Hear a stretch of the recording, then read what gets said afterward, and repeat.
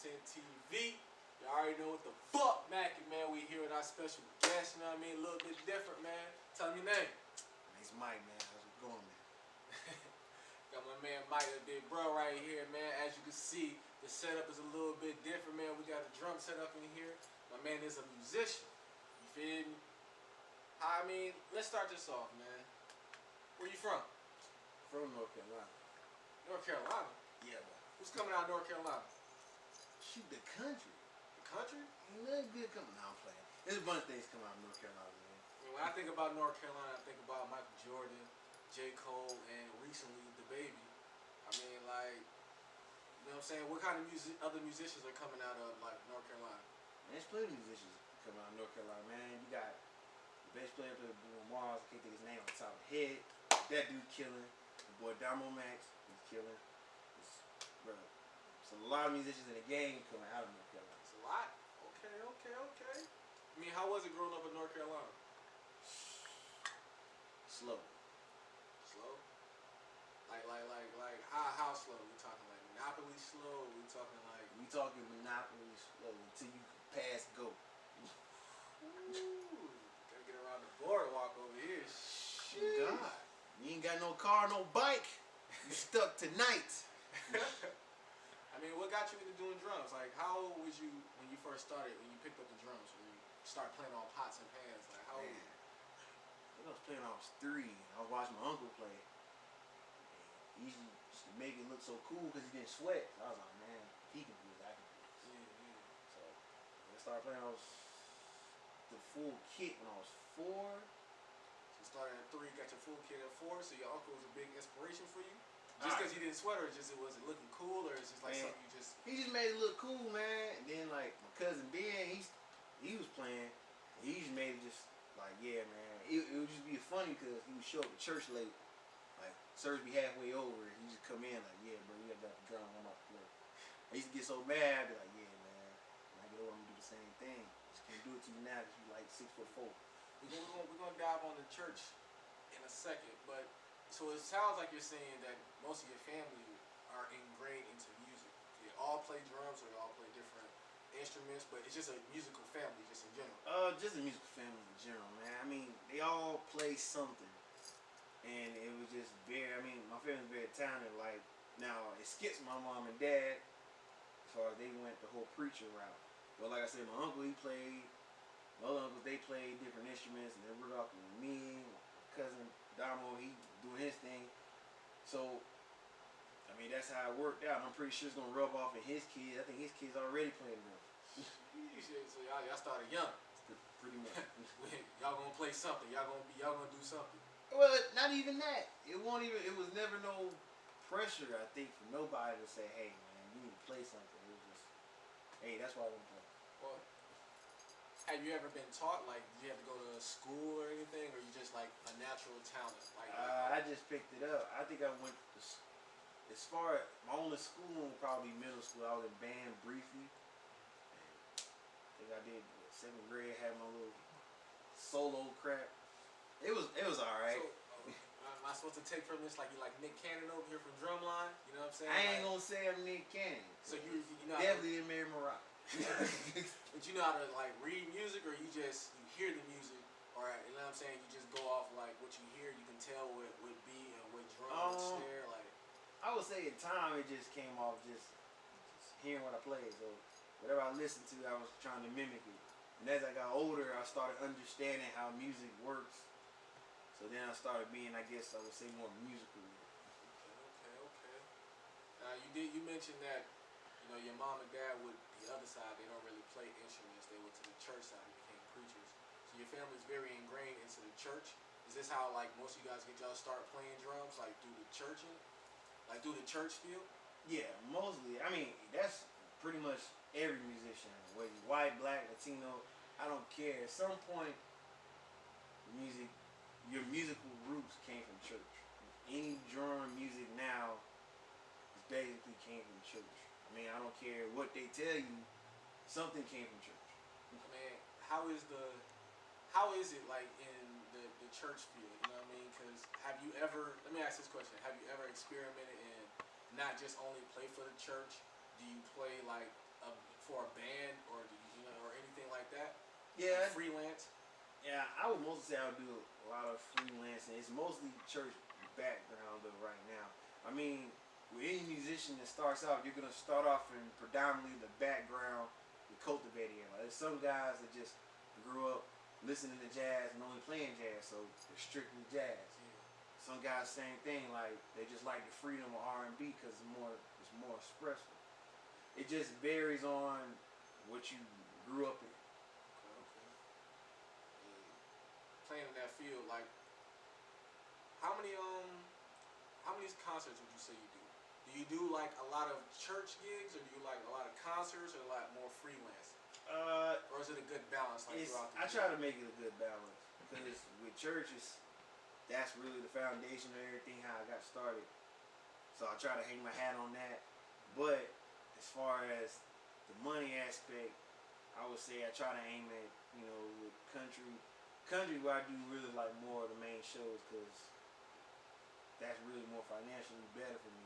The church stuff is just because, well, I do it and it gets my name out there. The more people you meet, the more exposure you get, the more shows you get. You play at any church, or it's like specific to your background or I your try to religion? play it. I try to play it any church. I think I done played at the mall now, so it's just very on who calls and if I like the situation. So man, it got to be a difficult thing to break from the church scene into the music scene. Uh, Not necessarily, man. I mean, it just again just varies. I mean, like for an example, if you grew up in church, doing church the whole time, you may not have the best supporters. Some people may tell you, "Oh, you should need to play church." God ain't gonna like that whole stuff. I mean, as long as you got a foundation in who you are in general, it doesn't really matter what genre you play. I mean, music is music at the end of the day. Do you get a lot of discrimination from people that, like you said, supporters that might tell you, "Hey, like God is not gonna like you playing this type of music stuff"? Because we've seen a lot of movies. I've never experienced it myself, but I've seen a lot of movies, a lot of TV shows that when you primarily grow up in a church scene, you sing or you're in choir or you play drums or piano at the church, that most of the people in the foundation don't really appreciate you dive, what I'm saying, going opposite even in the tad bit, even though music is just music. Do you get a lot of like support from the family and friends, or does anybody ever came to you and said like, we don't appreciate you playing anything that's like not gospel style, church style music? I think some of the older folks that's like really old school are like, "Hey, you play in church, you need to play in church," that type stuff. But I mean, for the most part, it just all varies, man. You know who you are in yourself. I mean, it's just like you going to a new job. You're worried about, well, you done did this job for 10 years, and now you about to go do a whole nother job. Yeah. Just be confident in who you are and knowing, hey, I can get the job done. Doesn't matter in what situation. Okay, okay. That's good right there, man. Cause I've always seen that on TV shows and stuff. I didn't know. Man, listen, man. I know a couple guys right now. They play in the club on Saturday night. Get out of there about 4 o'clock in the morning, and turn right around, and go to their 6 o'clock service. Like nothing ain't happening. May still have the same uniform on. Oh man, that'd be wild. Sound like a lot of things. Hey, listen, man. You gonna But miss that dust. let me ask you this: like, how hard is it? Like, do you have to do rehearsal, or how hard is Man, it to rehearse? I Like, think that's the only monotonous thing. Is rehearsals is more. I ain't gonna say rehearsals is bad. It's more along dealing with artists or people that want well, you got to great deal with voice. like a whole set and a whole like director and everything, right? Like, It just varies on the situation. Like when you got more independent stuff. Like if you came to me, hey man, I'm trying to do this show. So 9 times out of 10, I'm dealing with you directly, and then you're inviting other people, and then we already got to get a band together. Then we got to sit down, figure out what dates are good for everybody. Where we can sit down, hit the music. We got to make sure people in between the session have learning the music. So when we get to the rehearsal, it's just all right. We got Galaxy up first. We're gonna run through his set. We got YT up. That's how we're gonna do his set. And then there's gonna be certain things you want from the band extra in the music. You may be like, there's a part where you want to throw his ad lib in and be like, yeah, yeah, I want the keys to do this on that part. so it's a lot of deliberating before y'all even get started. Even Not rehearsing. even deliberate. You may deliberate all the way up to the show, cause and then get to the show, the artist may feel something different. Like I know, especially with gospel, because most of the songs are the same everywhere you go.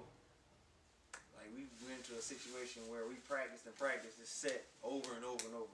Get to the thing, the artist gonna look at you in the face and be like, "Hey man, I don't want to do this no more. This set we did, day of the show. This set, I'm not feeling it, man. I want to go somewhere else because he's looking at the environment everybody else done went, and he's looking at his list like, yeah, this ain't gonna work. So it's different on R&B and country because guess what? You got a platform already where people are coming to precisely hear those songs. Mm-hmm. Nothing different.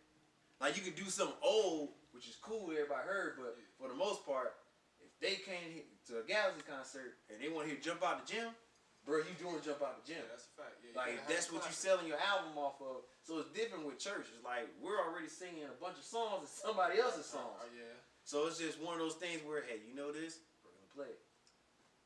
That's crazy though that you can get all the way up to the day and someone can just change it. Have you ever had people cancel on you the day of? Like you know you're supposed to do stuff? Plenty of times. Does that frustrate you a lot? Like it did in the beginning because I felt like I didn't have enough repertoire to say, well, if this canceled, what I'm gonna do.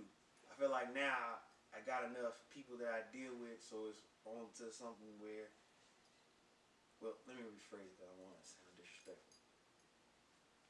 You can tell if a person is serious about what they're doing. Same thing. Music is music. Music is music regardless, and business is business regardless. You can tell when someone's selling you a false dream. You can tell you when someone's telling you if this is real or not. Like I done had plenty of incidences where a dude's like, "Yo, man, I want you to quit your job right now. I want you to sign this contract, and we're gonna go on the road." Man, if I tell you how many times I heard that going out to do a show, I'd probably be rich right now. And then there's some people where I ain't even gonna lie, I thought they were selling me a dream turn to find out they were real. So it's hard balancing between knowing who's real and who ain't. I mean, it gets better as the years go on, but in the beginning, you heard so many like false proposals. You're right. But nowadays, when you hear proposals, it's like, oh, I can take this more seriously. Exactly. And then as the time goes with business, then start to come a relationship. Like there's a couple people right now I done did business with so much. Like we got a personal relationship. So even if he said, hey, I need you to go to South Africa tomorrow, or then call him back later. You're talking about D. Jones, right? Yeah, D. Jones or Cooling Machine. Like I do a lot of Nigerian stuff, so they do gospel as well. I mean, but they have their own version of gospel. Gospel is very diverse, but with them, it's more along the lines. I done did so much stuff with them. I mean, I know if they call me about something, hey, it's usually 100%. Well, you've been on a few soundtracks and everything with them, right? Yeah. So those are personal relationships, not just like yeah, it's more personal now than business. I mean, through them, I've gotten other proposals and opportunities, and I treat those more business because I don't know those guys, they don't know me. It's just more along the lines of someone vouching for me, saying, "Hey, this is my guy. He can get the job done." I go for it as that. Well, it's good that you have that reputation, and everybody knows, or people know who you are well enough to know that you're the go-to guy if something needs to be done or the situation. Do you always have to collect the deposit up front? Or do you have to collect the full amount up front just in case somebody cancels on you? It just varies, man. It just varies. For me, I tell people, if anybody asks me about how they want to approach music, I tell people all the time, you got to charge for your time. Because you're never going to get what you're worth. And that's with any genre of music. It's true. You're never going to get what you're physically worth. Nobody's going to pay you what you think you're worth. You may get something and say, all right, man, this guy's dropping a 30-city tour on me, and you got to bring energy every night. You ain't going to hardly have no sleep because you got to do radio interviews and all that stuff, and you may only be getting $500 a show, but you're going to a show, selling out, and there may be $20,000 in each show. You may not be getting what you want physically. And sometimes you got to take the lesser route. You got to play the longer game. You got to play the longer game because you don't know who's out there in the audience listening to you and saying, man, this dude's doing this. He don't know you're getting 500. Yeah. But when he comes to you and approaches you, you can then say, hey, this is what I want. Yeah. You know, so it all, but then there's certain situations where you just got, again, it's all the long-term game of what you're going to do. like how's it gonna benefit you? You'll get to a position in any music genre where I'm not gonna do something unless it benefits me. Yeah. If it doesn't I mean, benefit me, it makes sense. that'd be a part of your branding and stuff. Because I can tell you from personal experience with just doing music myself, like when we go out to places, most people want us to pay them, and we have to bring our own crowd and everything like that. Like you're saying, you've already established because you're in that field, but it's harder for us in the music scene because they'll never want to pay you what you. I may think I'm worth $1,000,000. Yeah, but they'll never pay me $1,000,000 a show. You gotta charge. They might not pay me at all. And I tell everybody, that's why I say you gotta charge for your time, man. Think about it like this. That's why the studio makes the money. The studio makes money because they're not charging you actually for the physical work. Because the work itself may only be a grand total of 20, 30 minutes with a dope engineer that knows what he's doing at the max.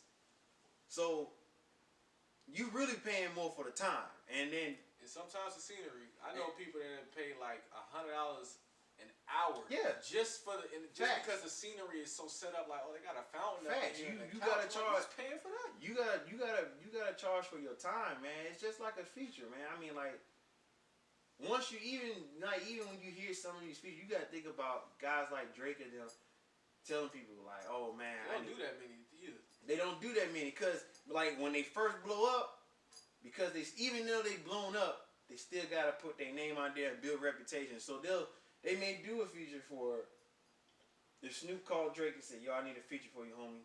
Yeah, it's only 5 bands. But if Lil Uzi, who's just blowing up, calls Drake be like, bro, it's 10. Unless it's a song Drake really likes and saying Drake knows, hey, he's gonna benefit me. Yeah, and Drake's not stupid. He's like, okay, I'll take the lick. I'll only charge you $1,000 to do the song, but most of the credits coming to me because you need me on the song. Well, I mean, that's how it was at first when he started doing music with like the Migos when he jumped on Versace, and even with My Way with Fetty Wap. Those songs were already popping, but when he jumped on them, they had to come out through OVO Sounds because they couldn't afford the $200,000. I'm not gonna say they can't afford it, but what it says, in the articles and stuff, they couldn't afford the $200,000 to pay him for that, so they can release it on their own platforms. And that's the whole thing, man. It's all business. Any genre of music is business. Now, what I will say, even with that, there are pros and cons. I would tell anybody, man, know a little bit of numbers, have some common sense, and just you got a price, stick to it. If you know your price, what you want, stick to it. Don't budge. To go up, not down, right? Have a minimum, the lowest you would go out your house for, especially with artists that got kids and got a family, bro. You gotta charge. I tell people, it's gonna come down to your time at the end of the day. What are you willing to come out your house for and say, I'm sacrificing being away from my wife, my kids, my girl, my dog, whatever. Whatever you leaving to put on pause for that moment or to leave work, because most people before they blow up got a job. I got a job. If I gotta take off work, I mean, granted I'm in a position where I get paid time off, but still, I'm still missing money. Would you say that most artists or most musicians, they're just musicians full time, they don't have jobs? Because like you said, you have a job and you're an opportunity musician. Like I use my boy for example, D Jones. He is an artist, a producer, entrepreneur. Like the pants I got on now, this man got him a whole outfit on. We're gonna get that in a little bit. But I'm just using it as an example. He's got his outfits. He's got merch where he's got his music. Then he's also he does speakers. He's a speaker. He does seminars. He goes to teach choirs. He has a lot on his plate. He has a lot on his plate. But until he gets to the place where he wants, when we talk, like I said, he wants to be strictly an artist that just does music for himself. Like right now, he's with one of the biggest artists in South Africa, maybe the world, like with Sinach, and he goes everywhere with her. That's dope. So, and he's getting the recognition as the producer that produces these hits. And then even still on the American side, a lot of people don't know, hey, he's the producer that does it. But on that side of the fence, everybody does know. So I tell people, that's why it goes back to what I said earlier. What are you willing to sacrifice and compromise? You think he wants to put some of his career on hold because he's pushing someone else? But she's so big, and she's bringing them along, but it's But really it's still not getting them in those doors. Yeah, it's and still those getting them in events them where people doors, know who but he is. yeah, but people don't know him as the producer. I mean, they know him as an artist, but it's a flip side to it. They really know him as when they hear the music, they're saying what? I'm trying to And remember. he's a great producer. I mean, it's the same thing with like Dre and them from back in the day. Dr. Dre, he's a producer, but he a rapper. Birdman, But Birdman even with ain't a but producer. look at that. But even with Dr. Dre, I mean, not trying to. I mean, He's on the album, I believe. I'm no position to criticize Drake, but in his time, in his time and day, listen, even with the Chronic being the album that it was, he was still known as what? the producer. You call Dre the producer before you call him the artist. I mean, Diddy was like that too. I mean, Diddy in a way is still like that. Diddy was just dancing his ass off. And I mean, he was yeah. rapping and stuff I mean, too, but it's the same thing. I feel like you should be able to do any position and do it. You should be able to do it, So but where you always figure out what you remember where you are at home. Yeah.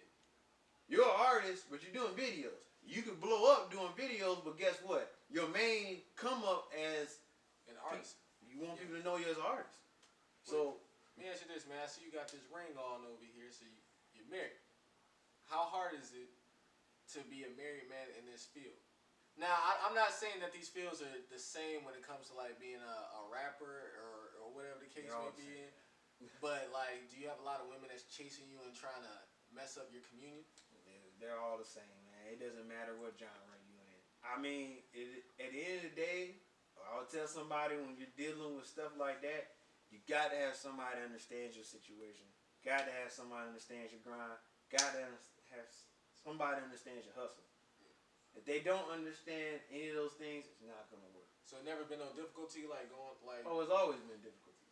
I mean, you're gonna face difficulties. Like, I mean, I face difficulties with my job. I'll be gone for 2 months, and then come back, and then guess what? I got like a gig each weekend where so it basically feels like I'm still not home. So I mean, you're always working, you're always moving. You're always working, you're always moving. I mean, so at the end of the day, it comes down to someone has to understand, hey, this is what I'm getting into. This is what I'm signing up for. I mean, again, and that goes back to what I said earlier.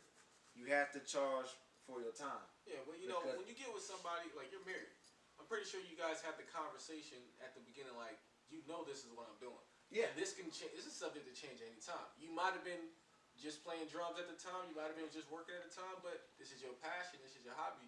So even though, you know what I'm saying, like myself, I even had to tell my shorty and stuff, like, you know what I have to do when it comes to music.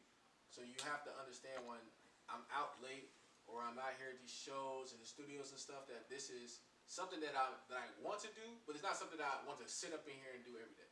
Right. I know you'd rather be home. I'm pretty sure you'd rather be home with your wife, but you have to go out here and run it up and play and go to work and move around. Exactly. So it's good that she has an understanding.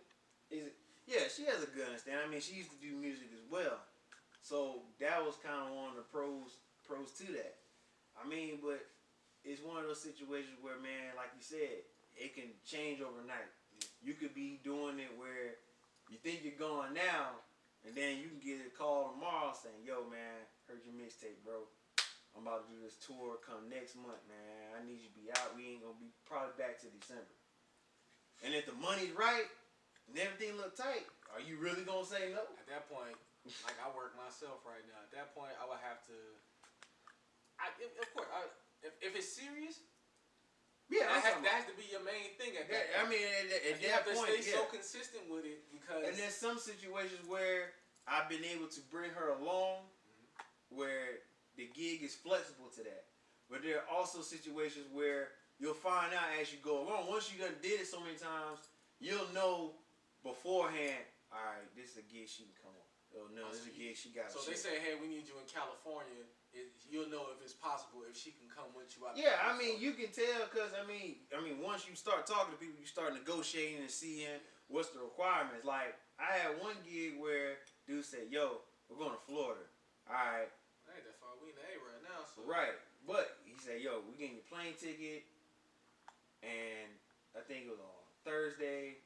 We were playing, hotel room. But we were playing Friday night, Saturday morning, Saturday midday, then Saturday night play Sunday morning. We heading back. So no, it was no reason for her to come because you're not gonna enjoy nothing. It's just work. And there's it's a lot of times, some people don't understand. Like they think it's just, oh man, you get to party, you go out, you do your show, then you got time to chill. And people don't realize what goes into it on that side. You may get there on a Thursday, and the way the show and everything's set up, you still ain't went to the hotel yet. You may have to go straight to sound check, set up. I've heard you tell me that a few times when you go to shows. Like you'll get off the plane, you go straight to sound check, trying to make sure everything together. You might not even. The only time you hit the hotel room, you gotta go to take a shower and come right back. Exactly. That sounds like that. And then it's still, and then the sound may not be right to the last show, and by then you done got so frustrated, it's not even fun. You're just ready for it to get over with. Well, let me ask you this: how important is it to have physical endurance and stamina? Man, because you play the drums, like. And you got a lot of different things. You gotta hit this drum, that drum. You gotta hit the cymbal. You gotta move. You gotta constantly keep tapping your feet. Patience. It just teaches you more patience. Do you work out a lot, or you know what I'm saying, or you just gotta build up that stamina? Because this don't seem like something I can just jump on right now and go for like 30, 40 minutes. You're doing full shows, 4 sermons. Man, I think it's just doing something you love, man. When you love something, you're gonna just keep doing it. It just after a while, it's just like a party. I mean, I think the only time I really get tired is like, man, we're going to some situations where they ain't got no climate really control going on, or the outside or something, and it's like 100-degree weather, so it's 100, and you're trying to still, it's cold, you're still trying to get through it and stuff. It's just like, man. Do you ever have to go to the doctor for your wrist? I mean, because you're constantly moving back and forth. Like when you sprain your wrist or anything? No, I've never had to go for anything with drum wise. I think, like I said, recently I was in a car accident and I couldn't play. Yeah. So you building back up to it, just. Yeah, I'm definitely building back up. Like I can definitely tell the difference when I play now, vice versa before I got to the accident. Maybe I want to touch on something. You said your cousin Domo. Is he like one of the most popping people coming out of North Carolina? Oh. Do your family do they compare you to him? Because I mean, like you're older than him. You know what I mean? Nah, they pretty much give us the fair amount. Fair amount. He might just do more. This is like his full time because you have like the work and stuff. But that's what he. Well, he works too. I mean, but I think with him, he gets the more. He gets the more exposure because I mean he actually travels more than me now.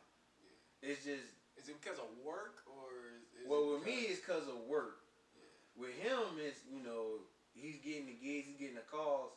I mean, we talked about this a million times. Sometimes you gotta take some gigs that financially it's just not gonna benefit. Yeah. And especially with him, my man's married, got 3 kids. Yeah. So like, you just can't take any old thing if it don't make sense. So with that situation, and then our cousin, Fetty Wap looked out for him a lot. Oh, I mean, we're not gonna just slide past like this, man. Your cousin's who? Yeah, it's Fetty Wap. We're not gonna act like 2016 was a great year for her, man. Yeah. I can't say you've been having a lot of kids and stuff like that. Has he had you got a crazy family of like inspirational, monstrous musicians. You know what I'm saying? So. Does he help you guys out with a lot of situations too?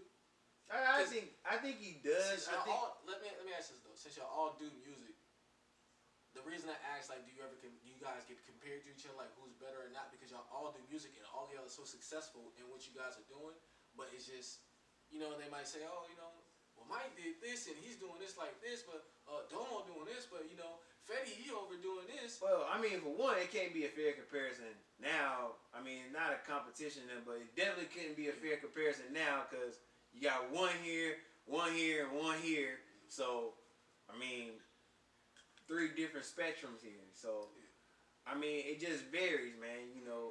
I would say that, I mean, I don't think none of us use each other to latch off or nothing. It's just, hey, we do something. But I think it's just a fair support. Would you use you guys as like a stepping stone or something like you want to achieve too? Meaning like if, let's say you're playing at what's they got out here in Atlanta, like heart like at the stadium, the Mercedes-Benz Stadium and shit in Atlanta. If you're playing there and your cousins see that, they're like, damn man, he playing there. That's what's up. I want to shoot for that goal and even above that. You guys use each other as like stepping stones, not competition wise, but like, damn, your cuz doing this. I want to do that too, and I want to do it even better. I mean, It should be motivation. You see, like, if I see him doing this and he moving like this, moving like that, I yeah, can do that too. I think it's naturally that. I mean, we don't ever really talk about it. I mean, we talk about everything else. I mean, we talk about drumming, but we don't even talk about it on as far as like, man, well, bro, you doing this and doing that. I mean, we both talk about, we share stories about crazy gigs we done had that just completely went left. And we just be like, all right, well, we ain't gonna do this, or he give me advice on something, I'll give him advice on something. I mean, one of the things is too, I think we both got married young. We both starting up our family, so I think it's just more along the lines of, hey man, hey, you make it, you make it. Yeah. But everybody's bringing each other up with each other though. Like, Yeah. Let me ask you this: how expensive are these drums? The drums cannot come. They're a whole kit, but how expensive are these pieces? How expensive is any piece of these drums? Drums can be very tedious, man. You know, like I've seen drums go for like 10, 20,000. Like, you know what I mean? Look, beyond me. I didn't. Look, man, I don't pay that much for mine. I actually buy all my kits, most of my stuff used. I ain't gonna lie to you. The drums already broke in. I don't have to do much work to them. Do you break a lot of your drums? Breaking sticks must come natural. But do you break a lot of your other pieces, like cymbals and everything? Like with me, man, I try to like help my friends out. They come in town, I let them use my kit and stuff sometimes. And for me, it's just more along the lines of maintenance, man. It's almost like having a car. Like you find you a good car you like, just change the oil, change spark plugs. Same thing with these, like. Man, they're expensive, man. I'll tell you that, man. Setting up, buying a kit, buying different pieces, man. I've heard the stories of seeing you buy like. I wouldn't do it. You know what I mean? It's too expensive. That's how I look at certain things. But you got like a few sets though. How important is it to have a backup set? Man, very important, man. I would say every drummer needs 2 kits just to be on the safe side. Like you need your workhorse kit, like you can just take for everything. Then you need that secondary kit where it can be a practice kit, or let's say like I had a crazy situation where I had to play one place and I needed a kit for each thing, and I was like, bro, I'm not about to break this kit down, take it to this gig, and come all the way back, set it back up. So I was like, all right, that would make me two kits. That would make me get 2 kits. It's good to have 2 just in case anything like goes wrong in all the situations. Exactly, man. Because, bro, you never know. Man, you got a lot of drum stories, man. You got a lot of stories just in general, man. What's next for you? You know what I mean? Like, is it just continuing to do more shows, more concerts, more gigs, or? I think what's next to me now is, man, I really wanna do my studio, man. I've been talking to my wife about it for a while, so I'm just like, that's the next goal for me. I mean, I'm gonna still do shows, but like, I'm at the point where now it's like I'm just looking at work and how I'm feeling every morning when I get up. I mean, getting up there in age, getting tired. Yeah, I just don't have the interest for it. Like I just do enough to pay my bills. If I know my bills are paid, I'm straight. Like, so you're saying like you're losing it? Like, I understand that because when you love something so much and then you fall back from it because you got life situations, you're not really inspired. You know what I mean? Nah, so that's the thing. So you're trying to find that inspiration again. Yeah, that's the whole thing, man. Cause it's like you get set, man. You have setbacks like that. You start looking and evaluating stuff, and like, yeah, man. When I get right, I'm not gonna do this. I'm not gonna do this. I'm not gonna do this. I mean, I'm at the position where now, like even with my music stuff, if certain things pop up, they be like, yo, man, you want to do X, Y, and Z? Nah, I don't want to do that, man. Like, I'm at the position where I can say no in the beginning. I gotta take everything that comes, but now I'm just like, So you about to build a studio? Is it gonna be a studio where you can play your drums, you can play piano? I wanna. Or is it gonna be like a studio for all artists? All artists, man. I I want to be able to do live bands. I want to be able for artists to record. I mean, I want to do it all. I never said I just wanted to do just drums. That's an important thing because most people might just think just because we're talking about like what Right. you're doing that you're not trying to do it for everybody. Trying to give everybody an opportunity. Not only could they record, but you know if they play instruments and they want to record their sounds, they can do that up there too. It's not just for one specific thing. That's what you're basically saying. Exactly. So that's the biggest thing now, man. So once I can get that, once I get that pretty much roll, I want to hopefully by the end of the year have at least have it set up, and then probably looking towards around like next year March when I really want to kick it off. So I know there's gonna be some trial and error jumping off the ground at first. Oh man, if you had to tell the people on the camera, all the kids, what would you tell them when it comes to doing music, just in general? Man, I would tell you, man, listen, do what makes you happy. If you like R&B, play R&B. If you like gospel, play gospel. At the end of the day,